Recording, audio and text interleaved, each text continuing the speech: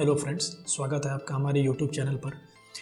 Friends, हम history के कुछ इम्पोर्टेंट प्रीवियस ईयर क्वेश्चन लेकर आए हैं और इस क्वेश्चन में आपको 4 ऑप्शन दिए जाएंगे, जिनमें से एक ऑप्शन सही है। आपको 5 सेकंड का टाइमर दिया जाएगा, जिसमें आपके उस टाइमर के अंदर 5 सेकंड के अंदर आपके जवाब बताने होंगे। अगर आप नहीं भी बता पाते हैं तो कोई दिक्कत नहीं, आपको 5 सेकंड के बाद जवाब बताया जाएगा। आप उससे मैच कर सकते हैं और देख सकते हैं आपकी तैयारी कितनी दुरुस्त है और आपको एक्सप्लेन किया जाएगा। और अच्छा लगे तो प्लीज़ लाइक कर दीजिएगा, क्योंकि इसे बनाने में बहुत मेहनत लगती है, तो इसका जस्टिफाई हो जाएगा अगर आप मेरे एफर्ट को आप लाइक कर देते हैं तो। चलिए शुरू करते हैं। पहला प्रश्न है हमारा, अंग्रेजी संसद में भारत सरकार अधिनियम कब पारित हुआ? प्रश्न इस प्रकार है कि अंग्रेजी संसद में भारत सरकार अधिनियम कब पारित हुआ? Option A 1860, option B 1858, option C 1856 या ऑप्शन डी 1852। आपका 5 सेकंड का टाइमर स्टार्ट हुआ है। अंग्रेजी संसद में भारत सरकार अधिनियम कब पारित हुआ, आप बताएं। सही जवाब है आपका ऑप्शन बी। 1858 में ब्रिटिश संसद ने एक अधिनियम पारित कर भारत में कंपनी के शासन को समाप्त कर दिया। इस अधिनियम द्वारा भारत के शासन का नियंत्रण ब्रिटिश सम्राट को सौंप दिया गया। ब्रिटेन की सरकार द्वारा किए जाने वाले सभी कार्य सम्राट के नाम पर किए जाते थे।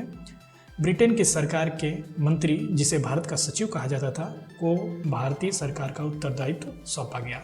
ब्रिटिश सरकार ने एक मंत्री बनाया जिसे भारत का सचिव कहा गया है। उसने भारत सरकार का सारा उत्तरदायित्व, सारा कामकाज का लेखा लिया जाने लगा। तो इस सवाल का ऑप्शन बी सही है। 1858 में भारत सरकार अधिनियम पारित हुआ अंग्रेजी संसद में। अगला प्रश्न है, भारतीय राष्ट्रीय कांग्रेस का 1896 का अधिवेशन निम्नलिखित में से किसके लिए विख्यात है? भारतीय राष्ट्रीय कांग्रेस, इंडियन नेशनल कांग्रेस, 1896 का अधिवेशन किसके लिए विख्यात है? ऑप्शन ए, पहली बार राष्ट्रगान गाया गया था, ऑप्शन बी, पहली बार राष्ट्रीय गीत गाया गया था, या ऑप्शन सी, पहली बार तिरंगा लहराया गया था, या ऑप्शन डी, इनमें से कोई नहीं। तो आप बताएं 1896 में भारतीय राष्ट्रीय कांग्रेस का अधिवेशन क्यों महत्वपूर्ण है, क्यों विख्यात है? तो इसका सही जवाब है ऑप्शन बी। 1896 में पहली बार कांग्रेस के अधिवेशन में भारत का राष्ट्रीय गीत वंदे मातरम गाया गया था। वंदे मातरम बंकिम चंद्र चटर्जी के उपन्यास आनंद मठ का अंश है। यह 1937 तक भारत का राष्ट्रीय गान रहा था। तो 1937 तक भारत का राष्ट्रीय गान रहा था। नोट करने वाली ये चीज़ है कि 1937 से पहले वंदे मातरम भारत का राष्ट्रीय गान था, जो अब रिप्लेस हो गया है जनगण मन से। 1937 के बाद जनगण मन हो गया और ये राष्ट्रीय गीत बनाया गया वंदे मातरम को। और इसके जो लिखने वाले थे वो बंकिम चंद्र चटर्जी थे। उन्होंने अपने उपन्यास आनंद मठ में इसे लिखा था। अगला प्रश्न है हमारा,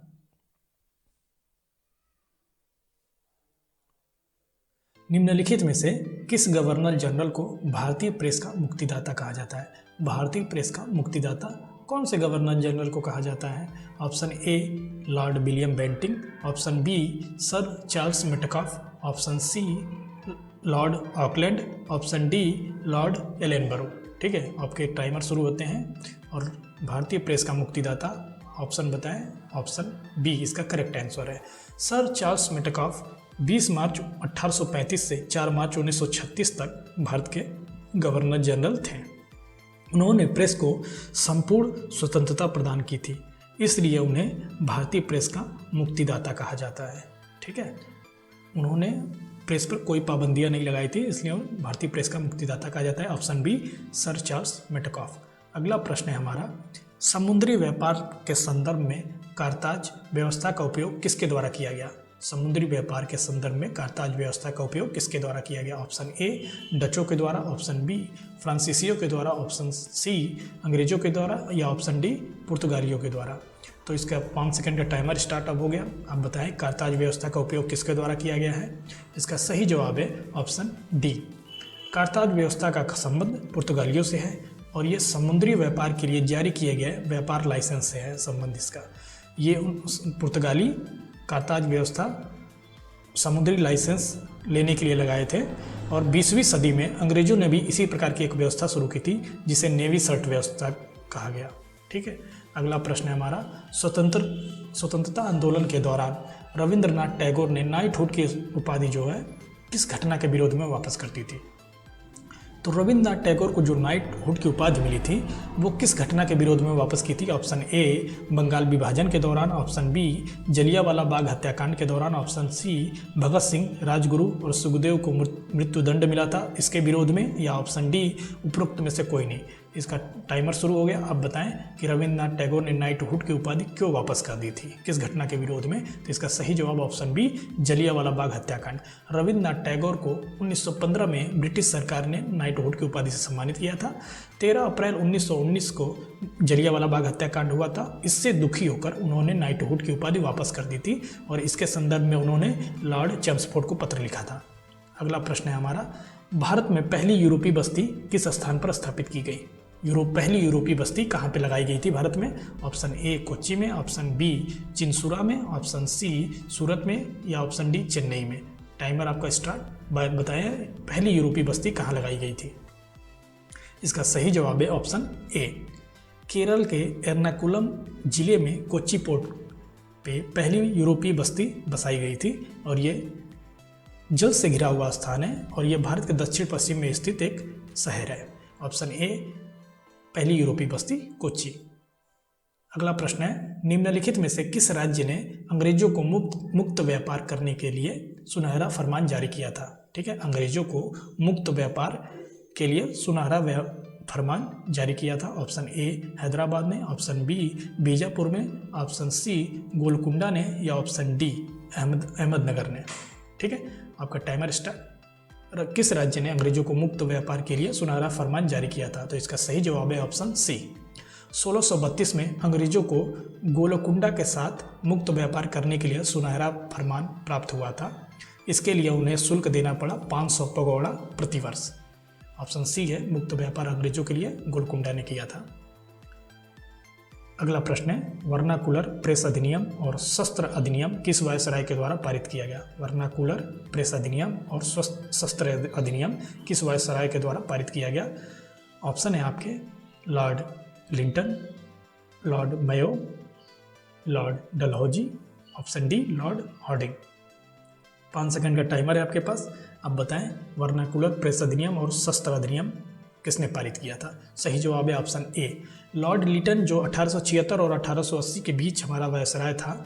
तो 1876 और 1880 के बीच 1876 और 1878 के बीच एक अकाल पड़ा था जिसे वो संभाल नहीं पाया था और अखबारों ने इसकी कड़ी आलोचना की थी, जिसके तहत उसने वर्नाकुलर प्रेस अधिनियम लगाया था कि कोई भी भारतीय अखबार इसकी अंग्रेजों के विरुद्ध कोई आर्टिकल नहीं छापेगा। और शस्त्र अधिनियम 1978 में उसने पारित किया था। तो वर्नाकुलर प्रेस अधिनियम और शस्त्र अधिनियम ये दोनों लॉर्ड लिटन, ऑप्शन ए सही है, करेक्ट है, उसने लगाए थे। ऑप्शन अगला प्रश्न है, निम्नलिखित में से किस वायसराय की हत्या उनके कार्यकाल के दौरान की थी? ऐसा वायसराय एक ही हुआ है जिसकी हत्या कर दी गई थी भारत में उसके कार्यकाल के दौरान। Option A Lord Mayo, option B Lord Lytton, option C Lord Dalhousie, या ऑप्शन डी लॉर्ड हॉर्डिंग। तो इसका सही जवाब है, आप 5 सेकंड का टाइमर है, आप सोच सकते हैं। सही जवाब है ऑप्शन ए लॉर्ड मेयो इकलौता ऐसा वायसराय है भारत का जिसकी हत्या इसके कार्यकाल के दौरान की गई थी, जब वो 1872 में अंडमान निकोबार में एक निरीक्षण करने गया था। उसी दौरान एक पठान ने इसकी हत्या कर दी थी, लॉर्ड मेयो। अगला प्रश्न है, निम्नलिखित में से किसे मराठा मैकियावेली कहा जाता है? मराठा मैकियावेली किसे कहा जाता है? Option A Nana Phadnavis, option B Balaji Vishwanath, option C Narayan Rao Bajirao, या ऑप्शन डी संभाजी। तो मराठा मैकियावेली किसे कहा जाता है? सोचिए, 5 सेकंड का टाइम है आपके पास। मराठा मैकियावेली सही जवाब है ऑप्शन ए। पेशवा शासन के दौरान नाना फडणवीस मराठा साम्राज्य के प्रभावशाली मंत्री व कूटनीतिज्ञ थे। इसी कूटनीतिज्ञ के कारण उन्हें मराठा मैकियावेली कहा जाता है, क्योंकि इटली के एक कूटनीतिज्ञ थे निकोलो मैकियावेली, जो कि बहुत कूटनीतिज्ञ व्यक्ति थे। उनके ही संदर्भ में इन्हें मराठा मैकियावेली कहा गया है, क्योंकि उन्होंने अपने कूटनीति से अंग्रेजों की बढ़ती हुई शक्तियों के दौरान भी मराठा साम्राज्य को अस्थायी रखा था, सुरक्षित रखा था। अगला प्रश्न है हमारा, महाद सत्याग्रह का नेतृत्व किसने किया था? महाद सत्याग्रह का नेतृत्व किसने किया था? Option A Mahatma Gandhi, option B doctor Bhimrao Ambedkar, option C Acharya Vinoba Bhave, या ऑप्शन डी बाल गंगाधर तिलक। टाइमर शुरू होता है अब। महाद सत्याग्रह का नेतृत्व किसने किया था? इसका सही जवाब है ऑप्शन बी। महाद सत्याग्रह का नेतृत्व डॉक्टर भीमराव अंबेडकर ने किया था और यह सत्याग्रह महाराष्ट्र के रायगढ़ जिले में महाद नामक स्थान पर हुआ था। ठीक है, इस प्रश्न का सही जवाब है ऑप्शन बी। अगला प्रश्न है, गुलामगिरी नामक पुस्तक किसने लिखी है? गुलामगिरी के लेखक कौन है? Option A Ishwar Chandra Vidyasagar, option B Acharya Vinoba Bhave, option सी ज्योतिबा फुले या ऑप्शन डी दादू दयाल। आपका टाइमर स्टार्ट होता है अब। गुलामगिरी के लेखक कौन है? तो इसका सही जवाब है आपके स्क्रीन पर ऑप्शन सी। ज्योतिबा फुले ने 1873 में गुलामगिरी नामक पुस्तक लिखी है। और अगर यह आपसे पूछता है कोई कि किस बेसिस पे ये पुस्तक लिखी गई है, तो अमेरिका के दास प्रथा पर इस पे संदर्भ में ये पुस्तक लिखी गई है। अगला प्रश्न है, स्वतंत्रता के समय भारतीय राष्ट्रीय कांग्रेस के अध्यक्ष कौन थे? भारतीय राष्ट्रीय कांग्रेस के अध्यक्ष कौन थे स्वतंत्रता के समय? Option A Mahatma Gandhi, option B JB Kripalani, option C Sarojini Naidu या ऑप्शन डी उपरोक्त में से कोई नहीं।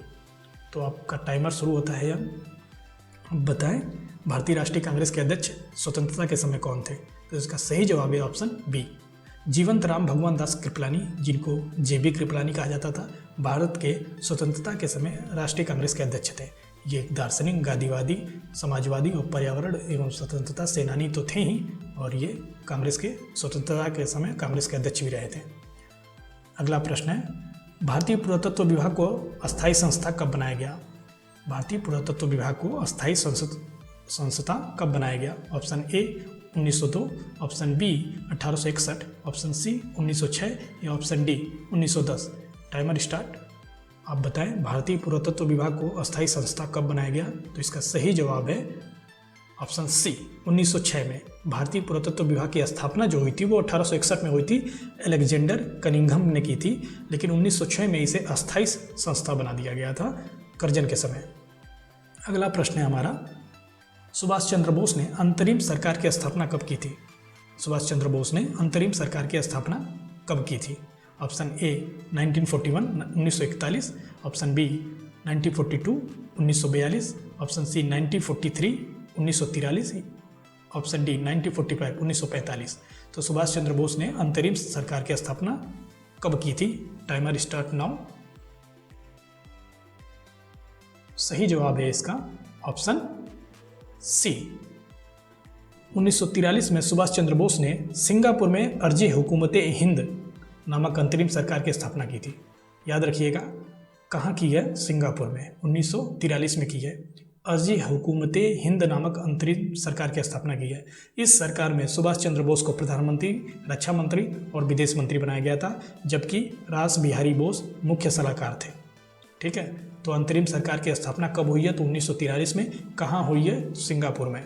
याद रखिएगा। अगला प्रश्न है हमारा, निम्नलिखित में से किस आंदोलन की शुरुआत नमक कानून तोड़ने से हुई थी? तो नमक कानून को तोड़कर किस आंदोलन की शुरुआत हुई थी? ऑप्शन ए असहयोग आंदोलन, ऑप्शन बी सविनय अवज्ञा आंदोलन, ऑप्शन सी भारत छोड़ो आंदोलन, ऑप्शन डी होम रूल आंदोलन।